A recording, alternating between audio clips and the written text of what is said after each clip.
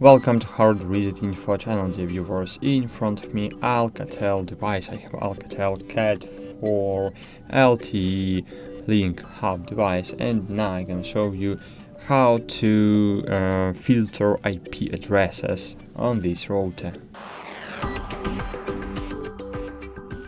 To do it, you need to open the LinkHub, so enter this address in your web browser, but you need of course to be connected to this router firstly, then enter this address in your browser, open LinkHub, enter admin, and then find security here and click enable.